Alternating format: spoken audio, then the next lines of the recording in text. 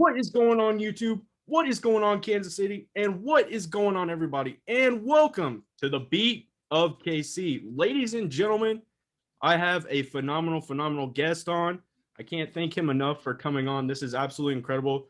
Jordan Foote, a writer from SI Chiefs, absolutely incredible. Knows his stuff. I watch a lot of his stuff. I tell you guys, this is an incredible opportunity. Jordan, thank you for coming on, my friend.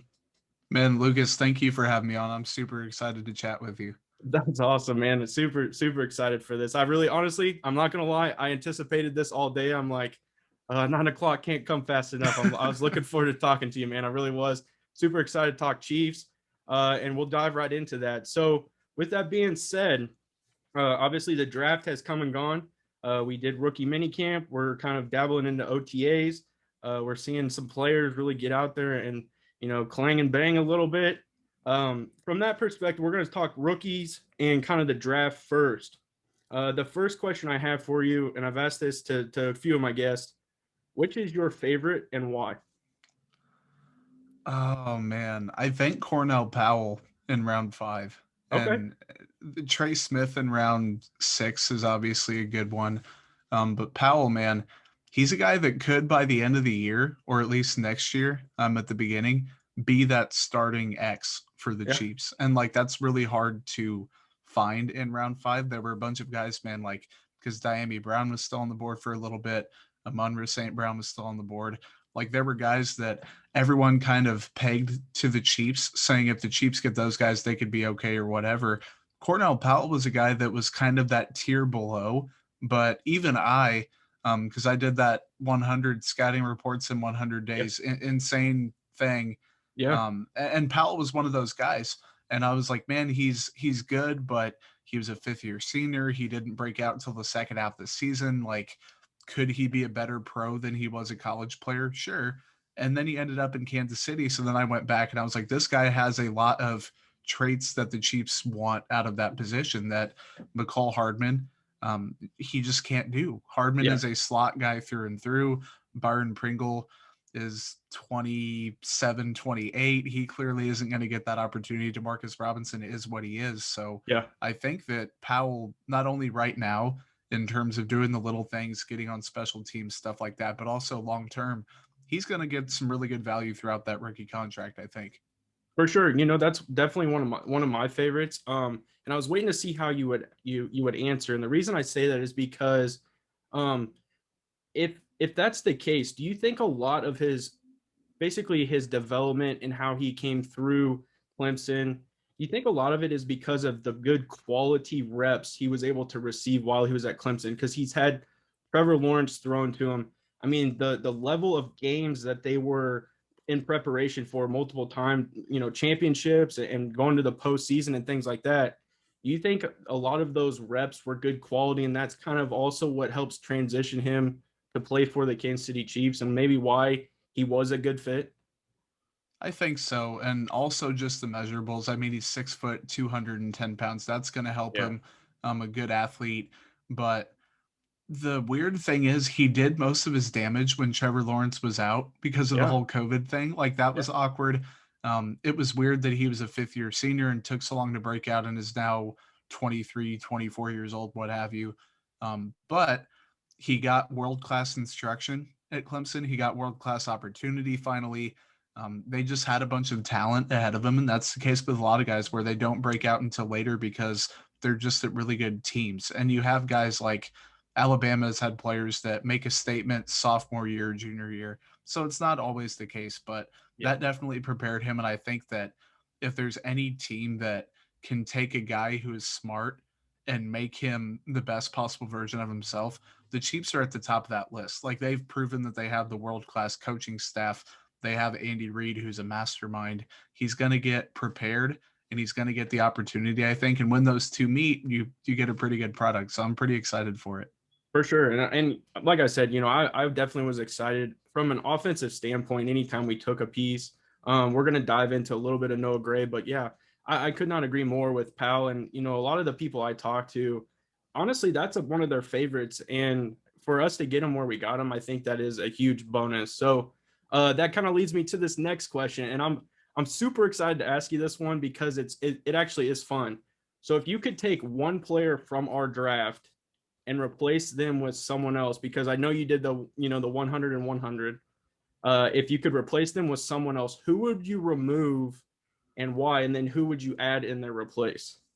Oh man, now I have to remember how the board fell too. So I guess I'm kind of showing my least favorite pick. Um, and it doesn't mean I don't like it. It's just that out of all the great picks they had, this one I was like, nah.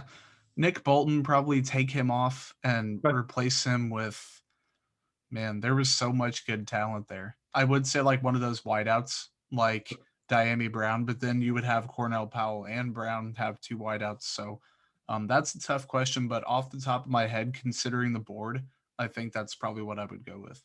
my the reason I asked that is because it transitions to kind of my thing. I was so excited because it seemed like we had Marshall there.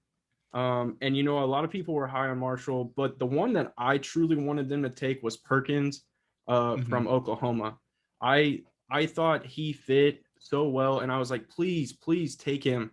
After the draft occurred and you get to actually see Nick Bolton even more, you're kind of like, okay, but I would have to agree. I probably would have taken him off, and then in return, I would have put Perkins there. And then I think, the rest of it I really like. And even with Bolton, I still really like it. But I Mm-hmm. like that question because it does kind of put you on the spot. It really makes you think.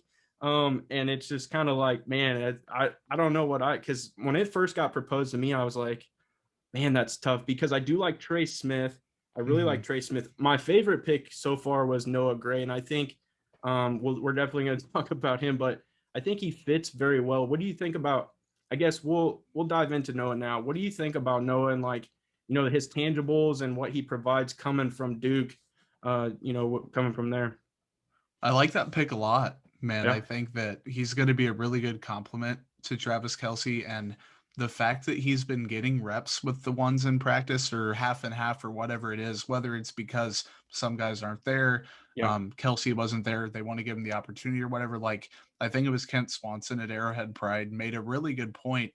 They're not wasting those reps on just anybody. Like, you have Patrick Mahomes, you're going there to do work. You're not going to give some random player like your fifth string tight end or the practice squad guy first team reps. So they Yeah. obviously feel really good about Noah Gray. I like him in that H-back role, which they kept Michael Burton, who's the Hmm. fullback, which I was kind of iffy on. I thought that Gray would be like that de facto fullback, but man, his route running is impressive. Yes. Um, it's not just because he was wearing 87 and did the little head fakes and stuff, not to compare him with Travis Kelsey, but he just finds ways to get open. He's intriguing after the catch. He's a pretty decent athlete. There's nothing spectacular about him, but considering the black hole the Chiefs have had at tight end too over the past couple of years, I never thought that we'd be taking Demetrius Harris of all people for granted and kind of longing for him. I think that Noah Gray is going to be a really good player, and he's definitely one of my favorite picks because I didn't get to scout him. I didn't spend a lot of time on tight ends Yeah. because I didn't think they'd take one, but he was towards the top of my list of guys like, hey, if you're going to take one, this is probably the one you'd want to go for. For sure. And all I hope is that he is better than Stonehands Harris. Please be better than Stonehands Harris. But I do really like. I think the biggest thing is you see the tangibles and really kind of like a mirror. I'll say it because I like the aspect. I'm almost a mirror of Travis Kelsey. Now, has he played in an NFL game yet? No. And have we even really seen him pass rookie camp and maybe a few routes in OTAs? I get that, but I think everything from size to really where, like you said, routes, even we're starting to see a good mimic of what, Travis Kelsey was coming into the league. So I really do like that. But I think the versatility is even better. Like, I think we will see him on special teams. It's going to be crazy to see. Instantly thought like a double tight end in the backfield next to Mahomes because we Mm-hmm. always like to run that little shovel pass to Kelsey. Maybe they pump fake it and then do a dump. I mean, the opportunities for a Noah Gray are incredible. So super excited. You kind of hit on it a little bit. There was a video put out today of Orlando Brown, saying punch it in, and we see that play develop. one of the biggest things we saw was how the offensive line was kind of laid out. We do see Noah Gray running with the first team. I wasn't super like overly like, holy cow, Noah's out there with the first team. I was more kind of like, okay, let's see how that offensive line is looking. So I do think they had Orlando Brown. Obviously, he's the one the video is focused on. They had Joe Tooney. They had Humphrey starting at center. They had Long, and then they had Rimmers. What are your thoughts on just that right there? Do you think that's could potentially be our starting offensive line? Do you think Niang sneaks in there at right tackle? What's going on with LDT? Let's just kind of go over the offensive line. Yeah, man, I think that is going to end up being the week one starting offensive line. And personally, I would start Niang over Mike Remmers at right Okay. tackle. Not that I don't like Mike Remmers. I think he played above expectations for me personally last year at right tackle. He was actually pretty good. But with LDT, it's weird that a guy that hasn't played in a couple years and a guy that was reportedly so excited to come back hasn't been out there and has he even reported. I don't think he has to the OTAs, or he's been working out but not on the field, or some weird thing.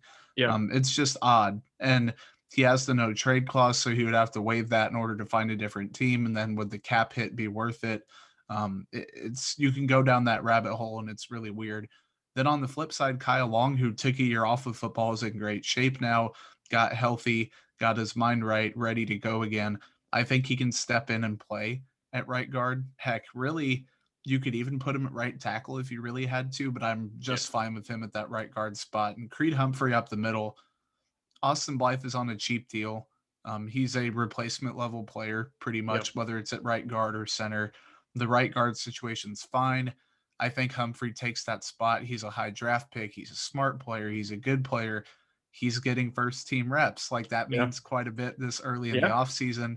So, not that Austin Blythe can't do it, but Creed Humphrey, one of the smartest guys in this class. Like if anyone can step in and get the playbook down, and Mahomes is already adjusting to him snapping left-handed. Like they're talking like he's going to be the guy. Now, the further right you get on the offensive line, the less um, solidified and confident, at least I am in the Yeah. picture. But if you have to choose between Niang and Remmers, I think you maybe start Remmers. But then the thing is, like, if Niang works his way in, that means that someone else was either hurt or bad. So, Yeah. because ideally the five you start week one are the five you stick with all year. So does Niang sit for a second season in a row? How does that work out? Is he a swing tackle? What happens there? So personally, I think right guard, there's still a competition, but I'd lean Kyle Long, and then at right tackle, I still think it's somewhat up for grabs, but Remmers seems to be the familiar favorite right now. Most definitely. And, I think I really like that. Like you said too, if Niang happens to sit out another year, that kind of, puts a question in because, we expected him to at least do that. But I think what makes me most excited, and everyone obviously, it's tough. I went back and watched, the highlights, kind of a mic'd up from Travis Kelsey and Patrick Mahomes that was put out by NFL a couple days ago, and to see how Patrick Mahomes was just scrambling. I mean, it was just to hear the impacts and some of the things that were going on in that mic'd up. It was almost kind of very upsetting more than what it was. And I think that by reassuring the depth that we have now with this offensive line, I'm just super excited to just see it perform. And I know a lot of people are, just because you go out and you trade for an Orlando Brown, who I think is going to just be an incredible, not that Eric Fisher wasn't, but I think Orlando Brown's going to take it to the next level. Super excited about this line. So now this next piece, we saw Correa get cut today. I was actually excited about that signing. I've kind of tracked him when he was with Tennessee. I think he was with Baltimore first, Tennessee, and then Jacksonville, and then Kansas City. I really actually liked it for depth. I thought he would have been a good piece, but I think that move signifies a little bit more. I think some people on social media, they tend to do that quite a bit. Reach. I saw, hey, this could be the move for Julio Jones. I don't think that's the case, but this kind of leads me to another kind of like exciting question. So if you were the Chiefs GM right now, obviously if you were Brett Veach's shoes, and you could make a move, what move would you do? Would you trade? Would you sign or sign? And what would you do and who would it be? Do I have to worry about cap? We'll say no. No. Oh man.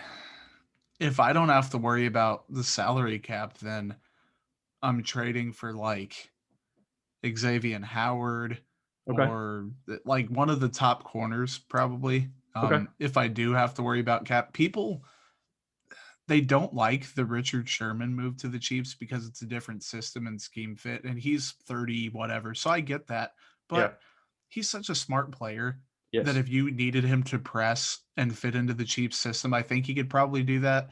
He wants to win.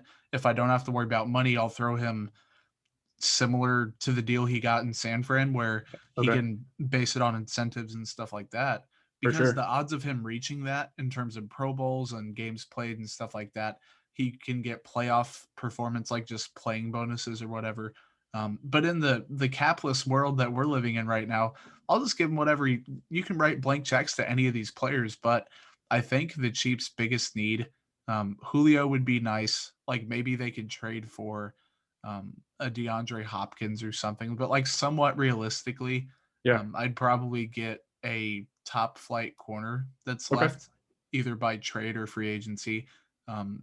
They just don't have a bunch of other holes on the team. Like they're just a well built, deep team at several position groups. Like maybe get a premier edge rusher or something Okay. like that. But cornerback or edge are probably my top two, and then probably wide receiver behind that. Awesome. So I really wanted to see how you answered, because now the question is, do you feel that we are lacking a little bit in the cornerback position? Is the depth not to your satisfaction? I know a ton of people want Breland to come back. I personally, I like where our corners are at. I think that it has enough youth in L'Jarius Sneed, Bo Peep Keys. I still think, there's I would you say Rhodes is, it's not Rhodes. Who'd we go out and get from Minnesota? Mike Hughes. Mike Hughes. Mike Hughes isn't necessarily, he's a little younger, but not super young. Mhm. But I think we're a little bit younger than some of the corners, other teams out there that have corners. So would you say you want to add another piece at that position because of the depth and how we're kind of lined up? So it's funny you ask that. I just wrote an article. Check that out on arrowheadreport.com. It was about the Chiefs cornerback group and how for the past 4 or 5 years they don't invest in that group in No. terms of money. They've been bottom five in the league for like since 2017, since Veach took over, and even I think a little bit before that, like a year or two before. But they just don't. Like they get these fourth round picks, these undrafted free agents. Ward was an undrafted free agent. They get guys like DeAndre Baker, who he could potentially come back and offer a little bit of depth. L'Jarius Sneed, fourth round pick. Rashad Yeah. Fenton, sixth round pick. Breland was their only big, quote unquote, big. They really didn't spend much on him at all. Free agent guy. Now without that, like I'd feel great about the cornerback position if Breland was back. Without it, I'm fine. Like I Yeah. don't think it's a major glaring weakness, but on the flip side of that, Ward's your number one, potentially. Sneed, I mean, it's just you're throwing Sneed out there based on 9 games. Two, if you're counting him on the outside, or maybe even one game. He played predominantly in the slot. So I love the Jerry Sneed. Like I was in on him when he got drafted. I'm super excited about him. But there's a small bit of risk involved there. DeAndre Baker broke his leg. That's pretty risky to come back, and he wasn't a lockdown player before that. Bo Peep Keys played 1 game last season. Mike Hughes hasn't Yeah. panned out for a reason so far and hasn't been able to stay healthy. So you're just kind of relying on a bunch of uncertainties. But like if Ward can play at Ward level and stay healthy because he had that broken thumb or whatever last year, he's a Yeah. fine cornerback. Steed is going to probably be okay. I like Rashad Fenton a lot. I think if you put him in the slot, he's going to be an average player, and I'm perfectly fine with that. They have Thank you. Yes, I'm a huge Rashad Fenton fan. Didn't they I there get for a Will while. I felt Parks? like I was the only one. Honestly, I No, felt dude, like I was the only he's one. great, and he's kind of like, I don't know why people don't like him. He's gotten tested, and when he gets in the game, he does well, whether it's on the outside or in the slot. Like, he's not anything fancy. He's not a great player, but in his role, he does well. And I think they signed Will Parks from Denver, and he Yeah, can play a little bit of slot. So they've got bodies. Like, depth is not necessarily a problem, but reliable depth is. But personally, I'm just kind of ignoring the panic button. Like, I'm not even looking at it. I'm okay with the group they have. I'd feel better if Breland was there. That's a whole nother rabbit hole that we can go down. for But sure. I think they're going to be okay. Okay. Well, that's good to hear because I know even if necessary, the Honey Badger can plug in there if need be at corner as well. I know Hmm. he's played that a Yep. little bit. So, I'm glad you brought up the Fenton thing because I like his aggressiveness. I liked when he was coming out. I think he is a great physical corner. He seems to make some decent moves reflecting and mirroring the receivers at Hmm. times. I do think, he does show some of his youth at times, but I mean, I'm okay with that as long as he stays consistent with who he is as a player. And Yep. I really like Fenton. I just know there's a lot of, people out there that just bash him. And I'm like, man, I don't know about all that. So, um, now this next piece we're going to talk about kind of transitions us back to the offense. Pro Football Focus. I know some people are questioning their Whew. ability these days because of that safety list they put out. But I was really kind of excited to really talk about this. I heard today on 810 in the morning, they were really talking and discussing about they put out the top 100 list of players. And then as I was kind of diving through and reading that, I saw Pro Football Focus put this out, and it was their ranking of all 32 NFL receiving cores ahead of the 2021 season. Now, the Kansas City Chiefs, I'm going to go ahead and say, are at number 3, I do believe. Let me double check. Yes, number 3. So I don't know. Have you seen the list? I wanted to ask you if you've seen the list. Does that include Kelsey? I have not seen the list. Is it Okay. just wide receiving groups? So it does include Kelsey. Okay. So now the reason why I'm glad you haven't seen it because I'm going to ask you if you can guess the two teams that are above them. And I'll tell you they're Uh, both. I'm gonna give you some hints. They're okay. both in the NFC. And one plays in the NFC South and one plays in the NFC East. One of them is Dallas. It's got to be. Yeah, Okay. Um, the other one has got to be Tampa, right? correct. So yeah, Okay. so Tampa's number 1, and then Dallas is number 2, and then the Chiefs are number 3, and they did include Travis Kelsey in their write up. So the reason I'm asking you this is, do you agree with this? And would you put those two above the Kansas City Chiefs with Travis Kelsey being included? Yeah, probably. I mean, Dallas may be a little bit overhyped. I'm not too familiar with their depth at tight end or wideout. But Tampa, they just won the Super Bowl. Like, it's Yeah, hard to go against that. They have Mike Evans, they have Chris Godwin, they have Gronk, they have Scotty Miller, they have AB. Like, they're clearly above the Chiefs, I think. Had the Chiefs retained Sammy Watkins based on the hype around Sammy, even though he's always injured pretty much, which is unfortunate. He's still yeah, a good player when healthy, but I think a year from now, if the Chiefs get a jump from McCall Hardman and Cornell Powell proves to be a reliable piece, they could be in contention for that number 1 spot. Like, Hill and Kelsey gets you quite a bit yeah, of pull in terms of those lists. So you're kind of nitpicking in terms of, well, should they be 4? Should they be 6? Should they be yeah. 1? Whatever, whatever. But I think 3 is a pretty good spot to be in, considering they lost their number 2 receiver. I would have to agree. When I was going through this, I was a little bit kind of like on the fence with the Dallas. I completely understand why Tampa's there. I mean, if you really do go look, I mean, yes, Gronkowski's getting towards the end, but it's Gronk, and he did score 2 touchdowns, I believe, against us in the Super Bowl. No, that was Antonio Brown. But I think when you have Mike Evans, Rob Gronkowski, I mean, Antonio Brown, Chris Godwin. I Yeah. mean, that right there is pretty lethal. I mean, it really, really is.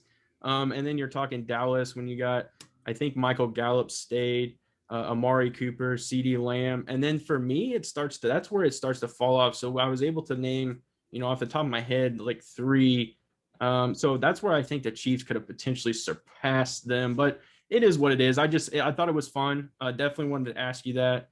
Now the final thing of football before we transition a little bit, do you think that the Chiefs need to add? I know we kind of said that the team looks pretty solid. I would have to agree. I really don't think we have any glaring needs. But do you think because a lot of people want a DN signed, whether it is a Justin Houston, a Melvin Ingram, like people want and feel like we need a DN. Do you feel the same way? And would you even want either of those two?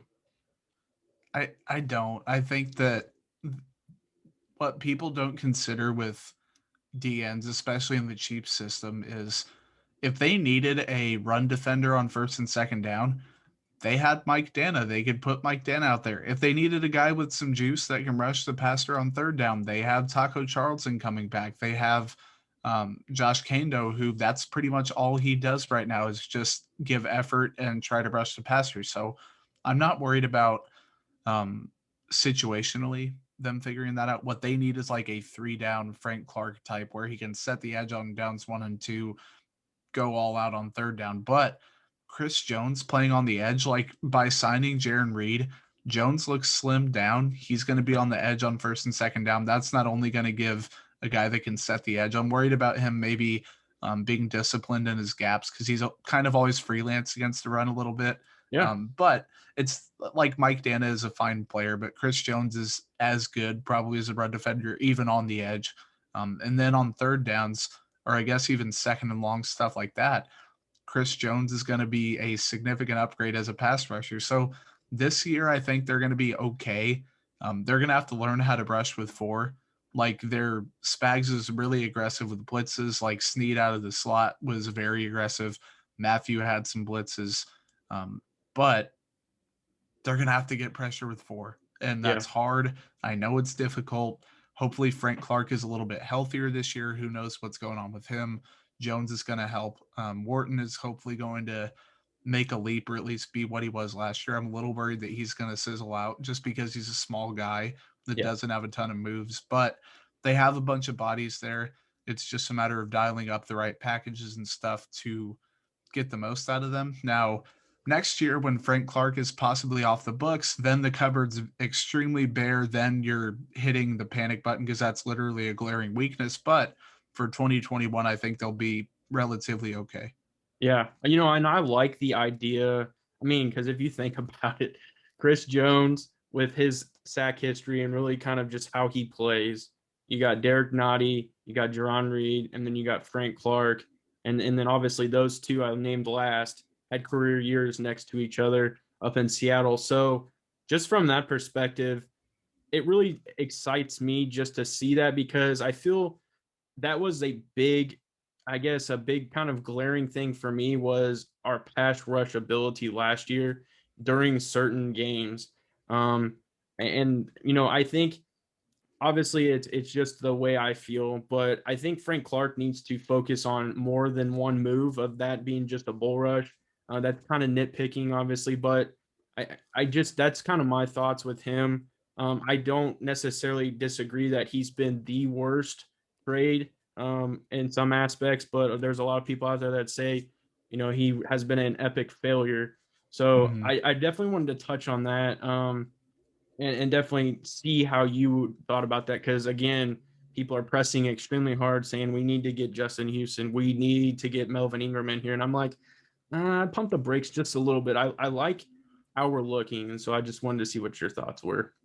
Yeah, they're a Super Bowl caliber team, and people just want them to improve at every single Yeah, facet. When in reality, you can only sign so many guys for so many spots, and if you sign Justin Houston, then that means Mike Dana's development gets stunted. Josh Kando possibly doesn't get any snaps this year. Like it's a domino effect. Then yeah, is the orange really worth the squeeze or whatever the phrase is it really worth it for them to do that? Which it's not like Houston's in his prime. It's not like Melvin Ingram is a prototypical Spags guy. So yeah, it's a good sentiment. I think that people are trying to um, demand that the Chiefs do stuff like that, but yeah. I think they're okay. For sure, and I would 100% have to agree. I think this is I get excited. I was really excited going into the Super Bowl year, the first Super Bowl where we won training camp. And then obviously I was, super excited about the going into training camp last year into the Super Bowl. But I think of all of the ones now that I've had time to reflect, I think this one I'm most excited about, as crazy as it sounds, because I think they've addressed the depth thing so much across the board for the most part. Like I do kind of agree with the cornerback stuff, but I think we've addressed the depth so much at offensive line and receiver is looking good. I mean, the list goes on that I think going in, even if we do experience an injury, I think they're ready to the next person's ready to step up and jump right in. So I think that's what I'm most excited about from this team is that I think we are prepared to go in and go 20-0. I mean, what do you think about that? 20-0. Like, what did people expect Mahomes to say? Like, he's not going to say, "Oh, I personally want to throw for 56 touchdowns or 57 or whatever the record is. I want to break the touchdown record, or I want to throw for 6,000 yards, or I want to do this." He was going to say something team related. He was going to say he wanted to win every game. He was going to say he wanted to win a Super Bowl. Like, what else were people expecting? So then, of course, all the national media outlets cut the, "Oh, I'm focused on one thing and it's winning every single game."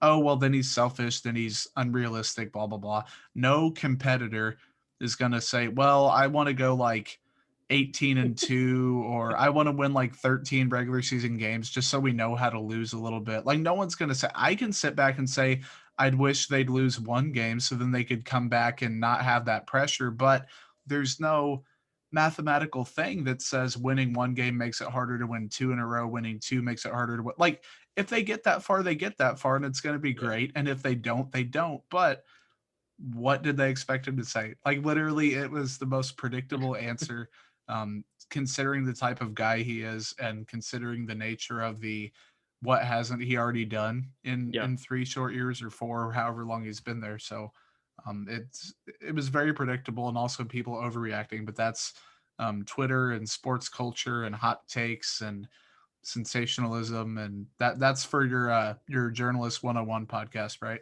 Yeah, for sure, man. Yeah, I mean that's when he said it, I obviously thought the exact same thing. I'm like, he is probably one of the biggest competitors. I mean, and the reason I say that too is because you see him and Travis Kelsey golfing in his 15 and Mahomes charity tournament, and they got a bet on who can get out of the sand. I mean, Yeah. the competitive level is there. There's no question. And do I really think he believes he can go 20-0?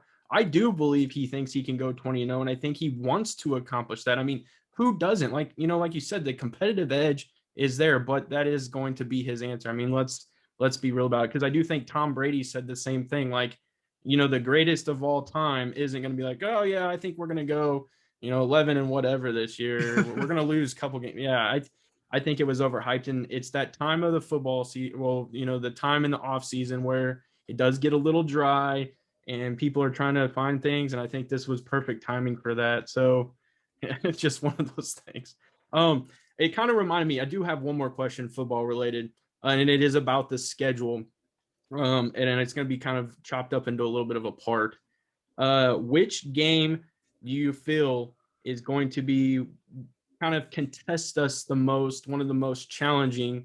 I'll give you mine first, and then which game do you think is going to have the most hype around it, where more than just that team in Kansas City is going to be that honed into it? The one that I think is honestly going to be the most important or most impactful is going to be the Cleveland Browns. I think that first game is going to be extremely, extremely challenging, because talking about a team who went out and really addressed depth, who really focused in on a defense, has some young linebackers in Mac Wilson. They go and draft the kid from Notre Dame. I think he might be a hybrid a little bit, but they still go Mhm. draft him. They know that offensive line they have one of the best offensive line coaches in the NFL, if not the best. And so I think that is going to present a problem. Do you agree with that? And if not, what team do you think is going to be that type of game? Yeah, no, that was second on my list. I think the one that to kill two birds with one stone has the most hype and is going to be the most challenging, assuming a certain somebody is still with that team at that point is going to be the Green Bay game. I mean, it's going to be insane. Rodgers is going to be amped up. It's the whole oh my god, they're finally playing each other thing. Assuming he's there, that's going to be tough. But the games that I think the Tennessee game could potentially be a trap game in Yes. that they've always given the Chiefs trouble. And then I forget what week they play. The Chargers in Los Angeles later in the season. I think it's like week 14 or something. They're Yeah, going to be fighting for a wild card spot at that point. The Chiefs are probably going to be riding a winning streak. I could see them running into some trouble there. But in terms of the biggest challenge, I think Cleveland would be a very close second for me. But yeah, Green Bay, not only the hype, but also the second best quarterback in the NFL, probably coming into town. That's going to be a tough one. for sure. Yeah, for sure. And I think that's going to be a huge question mark. I think Rodgers is definitely, got his stance, and rightfully so. I mean, it's crazy what they've done, with Mm-hmm. Brett Favre, now obviously Aaron Rodgers, and it's just I hope that he is doing it because I would like to at least see it. Because obviously last time it was Matt Moore and Aaron Rodgers, and they just didn't have that hype. Toe to toe, Uh, baby. Toe to toe. so the final schedule question from a fan perspective, is there any game that you are just like, I want to see these players play against the Chiefs? Is there any, whether it is in person or even on TV? And mine, honestly, I'm a big Jalen Hurts fan. I'm excited to see the Eagles. Obviously they're getting Devonta Smith there. They got Jalen Rieger. Obviously, hopefully they finally give the reins to Jalen Hurts and let him do his thing. Is there a game that you're just like kind of fanning out and you're like, I'm just excited to see this game? I think it's the Cleveland game for me. I'm Really? I'm a big I am a huge Baker Mayfield guy. I've always supported him. I think that he there's a double-edged sword there. Yes, I support him, but also I'm kind of real about him. Like he's never going to be a star quarterback, I don't think. But or I guess superstar. He could be a really, really good quarterback, and that with that roster can win you a Super Bowl guaranteed. But they're going to go as far as he takes them this year. I think the rest of the team is ready. It's just a matter of is he, and he balled out in the first half of that Chiefs playoff game. He played a lot better in the second half of last season. Getting Odell back is going to be interesting. So I'm kind of a player fan more than a team fan. Yeah, Now that I kind of have to beat that out of myself in all sports, kind of. So I'm a Rodgers guy through and through.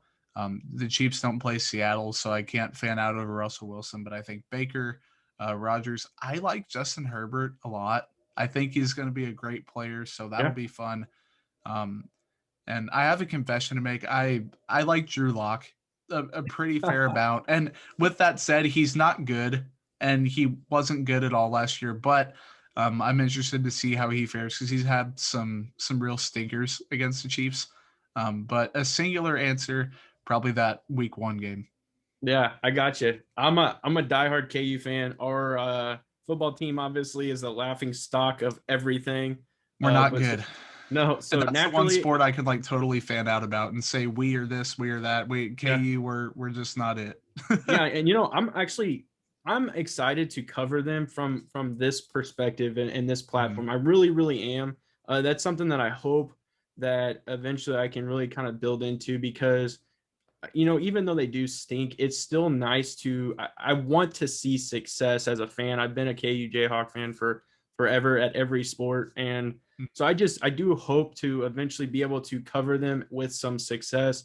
I do like Lance Leipold coming in. I think he's going to really have a good impact. So I'm really looking forward to that. So naturally I can't like Drew Lock just because of that. So yeah, but I would have liked to seen him have a little bit of success just because he is a local kid from Lee Mhm. Summit and stuff like that. But then he had to go get drafted by the Broncos. I mean, it Yeah. just couldn't have got any worse for him. But well, we're gonna transition sports a little bit. I'm not gonna go too long with this, but the Kansas City Royals, I do kind of want to just talk to you about it because it's local and I'm a huge baseball fan. Um, are you excited about this team? How they're playing, and what is your kind of prediction for how they may end up ending out the year? So before the season, when spring training started, basically, I said that they were going to be 500 plus or minus like 3 games. Like Okay. they could win up to 84, they could lose, or they could win 78 or whatever that span is. And I still think that's the case. Like they seem like if you take that 11 game losing streak and you make them 4-7 or 3-8, they're 3, 4, 5 games above 500, playing better ball. They're playing as we're recording this. Someone tagged me in some stuff, and it was my Nicky Lopez guy. We have like a shared fandom, and I'm pretty sure that's what it was because that's like the only time he tags me. So I don't know if Nicky went yard or what happened, but it's a fun team to watch. And even if they're bad, they're going to be a very competitive bad team. Even if they're good, they're going to be a bad good team. Like they're just kind of that around 500, in my opinion, at least. They're so young still. Yeah. Mondesi being hurt definitely damaged them a little bit, and then coming back and immediately getting hurt again. Um, yeah, I feel that's so a bad for that guy. He just can't endure a and like if you move him to center field, what if he crashes into the wall, or what if he lays out for a, like, people say, oh, just move him to center field, he'll be okay, he won't get hurt. I'm like, if anything, he might get hurt more in center field than he does at shortstop. Like one big Lorenzo, you saw Lorenzo Kane, he always looked like he was dealing with something out there, and he was always getting injured and played through it. always, So always. Mondesi can't play through that type of stuff. The Kane could play through anything. Mondesi just can't. So Yeah, Nicky, people hate Nicky because he isn't a great hitter, but if you yeah, really look at it, he's somewhat close to what Infante and Escobar were giving them. If you yeah, take out that horrible 1 for 30 or whatever he had, yeah, Gold Glove caliber second baseman, good player, still young, still expanding. He's a really mature player, and I think that he's finally settling in. Witt is out of his slump, which is fantastic. Benintendi's been great. Santana's been lights great. out. Salvi's been awesome. So Yeah, lots of bright spots. Chris Bubich before Thursday night was on a roll. Brady Singer had a good start to the season, now kind of fizzling out. Like Duffy's been hurt. Like you add up all these things and you're like, they're right at 500 or 1 game above. And that's considering the losing streak, the injuries, yeah, the inconsistency, the slumps. Like you can't say, oh, well, everyone's overachieving, they're due for regression. Like they've already had the progression with all this stuff happening. So if they for finish sure.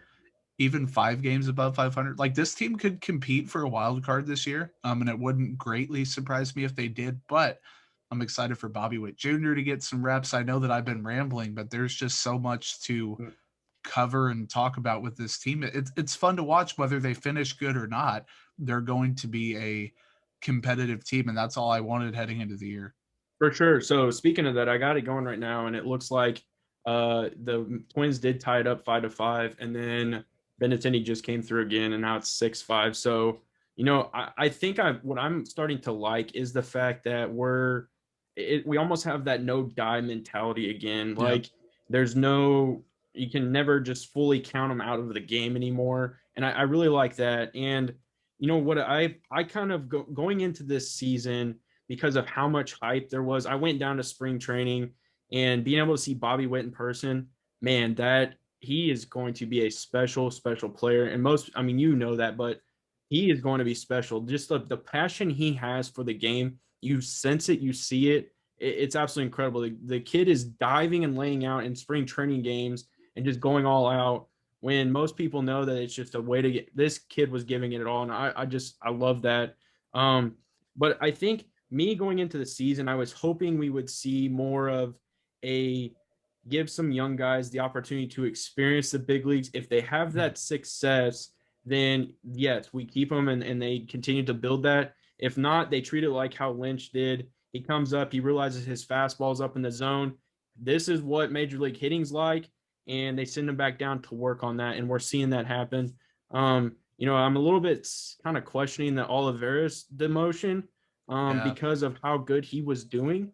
But it is what it is. It's nice to see these young players do what they're doing, and I really think the future is extremely bright. Um, I don't know how much you follow it far from a draft. Obviously the baseball's coming up, the draft's coming up. They're more and more talking about Kamar Rocker falling down to the Mhm. Royals. is that someone that you would just be like off the charts excited about? I mean, I honestly, if Kumar Rocker gets drafted to the Royals, I'm buying the jersey the next day. That's how excited I am. So, how do you feel about that? Twitter will have to suspend my account. Like I will be absolutely I tweeted I will be insufferable, absolutely unbearable if they get Kumar. Like if Jack Leiter somehow felt, which there's no way, he's like the consensus top guy pretty much, especially at the pitching spot. But like if they get any of those top flight pitchers, and Kumar is looking more and more likely because people are worried about some decline in his Yeah, velocity or whatever, like him holding up long term. Honestly, I don't care if he holds up long term. Like, if you get 5 years of what that guy's supposed to be, that fits right in time with their timeline. If you have to move him to the bullpen after then, so good be it. lands. Because at the rate they're going right now, they're going to have tons of guys that are starters turn relievers. Like, they just, there's only going to be 5 or 6 spots. They're going to have 7 or 8 guys. I mean, maybe more than that, considering Asa Lacy's going to come up, Jonathan Bolin, Alec Marsh, Duffy, Singer, Junis, like Yeah, guys that are in that conversation. Then if you get rid of Duffy and Junis, you still have 5 or 6. Like it's going to be insane. I think Kumar's gonna soar through the minor league system. Like I think he's a 1.5 year guy, maybe yeah, 2 years tops. I don't think it's going to take him very long at all, maybe even a year. yeah, But that would be insane. And I need to start brushing up on MLB draft. I've been doing a lot of NBA draft lately, yeah, but they're in a good spot. They're going to have a pretty decent pick still to where they can add to that pipeline. And Dayton's turned around the minor league system. It was going through a dry spell yeah, after for the sure. trades they were making. So it's looking up, man. It really is. Yeah, for sure. And that I'm seeing, I've been really kind of studying, obviously, for the most part, up to seven, a little bit after, just because I'm like, you can kind of mix You some of never these in and know. out. Yeah. Mm-hmm. I really like the catcher from Louisville, and I think with Salvi kind of getting a little bit older, we're going to tend to see him transition more to that DH like we are tonight. Mm-hmm. And so it'd be nice to see that kid from Louisville potentially come to the Royals. I am all for the college aspect, though. I think that we've hit on those. They are playing extremely good competition, especially. I mean, we're seeing it with the SEC. Like that's basically the minor leagues. So I like that aspect. I really do because if Kamar Rocker falls to us, I'm seeing that there's two high school shortstops that really could help push him down to us even. Both those kids, if you look at their highlights, they're freaking studs. But again, they're coming to major leagues. They're getting a load of cash. How does that affect them going into professional baseball is always a question mark. But super excited about the draft. That kind of transitions me again to another sport. I know you're a huge NBA guy. Obviously, we're talking playoffs, right? Playoffs are happening right now. You told me right before we started this, the Lakers and the Suns are getting ready to go. Anthony Davis appears to be stepping on the court. How effective he is going to be is a huge question mark. I know you cover the NBA. Kind of just give me a quick rundown.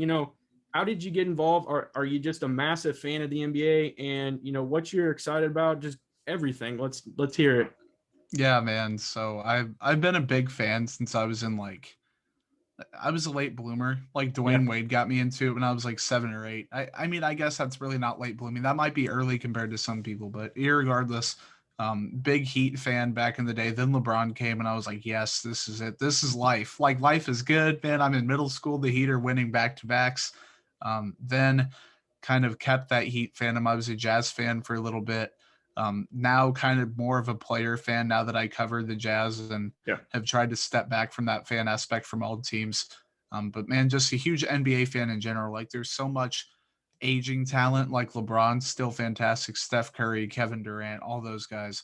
Then the young talent this is the story of the playoffs, really, is the young guys really yeah, stepping up, win or lose, and playing really well. So I'm excited. This is the most excited I've been for a playoffs because you don't know heading in what's going to happen. Like even in the bubble last year, people kind of had a general idea of at least that West that the Lakers, like everyone knew the Lakers were going to win. Like yeah, assuming they were healthy, they were tailor made for something like that.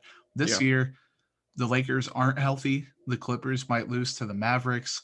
The Jazz had Mitchell get injured late, so you never know what's going to happen there. If they can fully bounce back all the way against better competition, Murray's hurt for Denver. Yeah, Portland can't play defense. Like then out east, Brooklyn can't play defense either. And now Philly's banged up. Milwaukee looked really, really good against the Heat, which I did not expect in 4 games.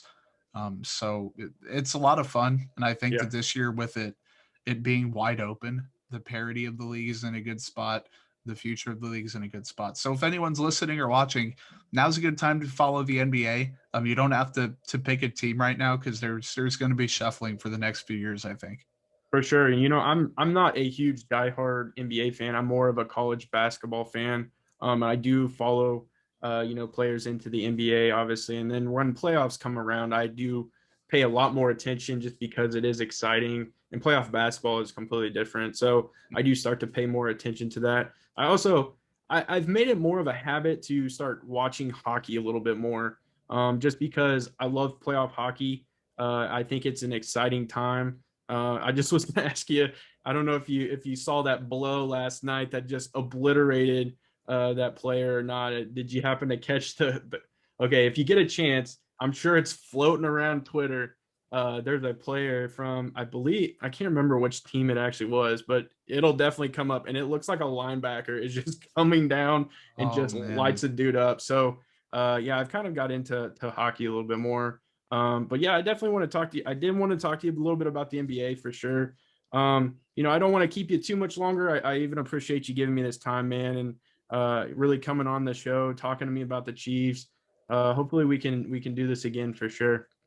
Yeah, absolutely. There is even in the lull of the off season for the Chiefs right now, but there's always something going on in some sport. The Royals are going to be here for forever. It seems like the long baseball season. People complain and say it's too long. Like I'm fine with a bunch of baseball. Like if you follow it closely, then it's honestly a gift instead of something being forced upon you. For the casual fan, like I could see them shortening it in order to get maybe a bigger audience tune in each week or whatever. But always something going on, so I'd love to come back, man. Awesome. Yeah, I'd probably lose my mind if they shorten the season because in the off season of baseball, I don't know what I'd do with my life. Yeah. Because it's so rough for me. I'm a huge baseball fan. I don't know if you can see everything behind me or not, but Mhm. diehard baseball fan for sure. So I appreciate you coming on. Guys, as always, this was incredible and have a good day.